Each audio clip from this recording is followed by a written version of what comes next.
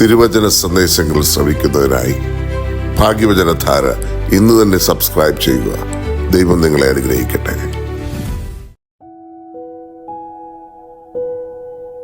ത്രിയേക ദൈവത്തിന് സ്തുതി. ഏവർക്കും യേശുക്രിസ്തുവിന്റെ ധന്യനാമത്തിൽ എൻ്റെ സ്നേഹവന്ദനം. വിശുദ്ധ നോമ്പിന്റെ അവസാനത്തിലേക്ക് നാം അടുത്തു വന്നിരിക്കുകയാണല്ലോ. പാപത്തിന്റെ അടിമത്തത്തിൽ നിന്ന് മോചനം പ്രാപിച്ച് നിത്യജീവനിലേക്ക് പ്രയാണം ചെയ്യുന്നതിനാണല്ലോ നാം നോമ്പ് ആചരിക്കുന്നത്. നോമ്പ് ഒരു പരീക്ഷാ കാലഘട്ടമാണെന്ന് വിശുദ്ധ വേദപുസ്തകം പറയുന്നു. വിശുദ്ധ മത്തായി എഴുതിയ സുവിശേഷം 4:1 മുതൽ 11 വരെയുള്ള വാക്യങ്ങളിൽ പിശാചിനാൽ പരീക്ഷിക്കപ്പെടുവാനായി യേശുവിനെ ആത്മാവ് മരുഭൂമിയിലേക്ക് നടത്തിയെന്ന് വായിക്കുന്നു.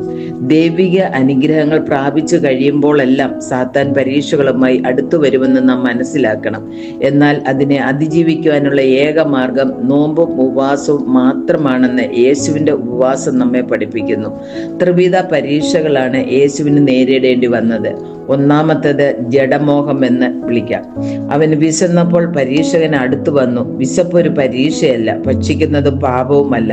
എന്നാൽ വിശപ്പിനെ സാത്താൻ തന്റെ പരീക്ഷയ്ക്കുള്ള ആയുധമാക്കുമെന്ന് നാം മനസ്സിലാക്കണം. ആർക്കും ഉപദ്രവം ഉണ്ടാകാത്തതും നന്മയെന്ന് തോന്നാവുന്നതുമായ കാര്യങ്ങളിലൂടെയാണ് സാത്താൻ പലപ്പോഴും അവന്റെ വലയിൽ നമ്മെ വീഴ്ത്തുന്നത്. ആദ്യ മാതാപിതാക്കൾ സാത്താന് അടിമയായി തീർന്നത് ഭക്ഷണത്തിലൂടെയാണല്ലോ. വിശുദ്ധ നോമ്പിൽ നമുക്ക് ഏറ്റവും ആസ്വാദികരമായ ഭക്ഷണത്തെ വെടിയേണ്ടതിന്റെ ആവശ്യകത ഇത് വെളിവാക്കുന്നു. ഭക്ഷണത്തിലൂടെ കടന്നു വന്ന പാപത്തെയും തൽഫലമായ മരണത്തെയും അതിജീവിക്കുവാൻ ലൗകിക ഭക്ഷണമായ സാധാരണ അപ്പത്തെ ആത്മീയ ഭക്ഷണമായ തന്റെ തിരുശരീര രക്തങ്ങളായി നമുക്ക് നൽകിയിരിക്കുന്നു. ലൗകിക ജീവിതത്തിനു വേണ്ടി മാത്രമുള്ള ആത്മീയത സാത്താന്റെ പ്രലോഭനമാണെന്ന് നാം തിരിച്ചറിയണം. രണ്ടാമതായി, ദേവാലയ ഗോപുരത്തിൽ കൊണ്ടു നിർത്തി ദൈവപുത്രനെങ്കിൽ താഴേക്ക് ചാടുവാൻ പറയുന്നു. 120 മുഴം ഉയരമുള്ള ദേവാലയ അഗ്രത്തിൽ നിന്ന് ചാടിയാൽ നിന്റെ കാൽ കല്ലിൽ തട്ടാതെ ദൂതന്മാർ താങ്ങിക്കൊള്ളുവെന്ന 9-ാം സങ്കീർത്തനം 11-12 വാക്യങ്ങൾ ഉദ്ധരിച്ചു കൊണ്ട് യേശുവിനോട് സാത്താൻ പറയുന്നു. ദൈവവചനങ്ങളെ സന്ദർഭങ്ങളിൽ നിന്ന് അടർത്തി മാറ്റി സ്വാർത്ഥ താല്പര്യങ്ങൾക്കായി ദുർവ്യാഖ്യാനം ചെയ്യുന്നത് സാത്താന്റെ പ്രവൃത്തിയാണ്. അതിൽ നാം വീണു പോകരുത്. കൺമോഹത്തിലൂടെയാണ് സാത്താൻ ദൈവമക്കളെ വീഴ്ത്തുന്നത്.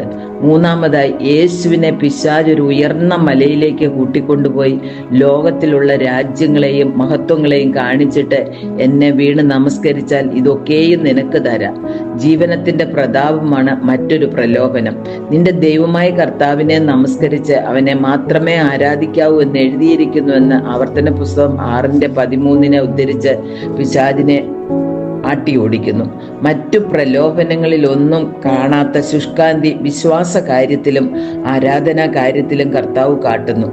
സാത്താനെ പരാജയപ്പെടുത്തുവാനായി സഭ ഒരുക്കിയിട്ടുള്ള വിശുദ്ധ നോമ്പിൽ നിന്ന് പോലും നമ്മെ പിന്തിരിപ്പിക്കുവാൻ സാത്താൻ ശ്രമിച്ചുകൊണ്ടിരിക്കും.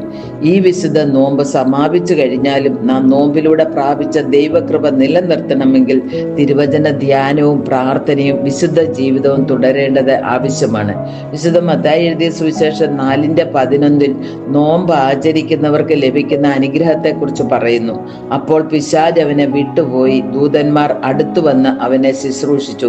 ദൈവദൂതന്മാരുടെ ശുശ്രൂഷയും സഹിത്വവും കാവലും വിശുദ്ധ നോമ്പ് ആചരണത്തിലൂടെ നാം പ്രാപിക്കുന്നു.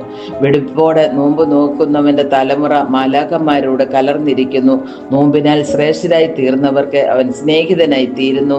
അവനെ പരിപാലിക്കുന്നവൻ കർത്താവാകയാൽ ദുഷ്ടൻ അവനെ തൊടുന്നതിന് പോലും കഴിയുകയില്ല എന്ന പ്രാർത്ഥന വിശുദ്ധ നോമ്പിലൂടെ നമ്മുടെ ജീവിതത്തിൽ അന്വർത്ഥമായി തീരുവാനായിട്ട് പ്രാർത്ഥിക്കുന്നു.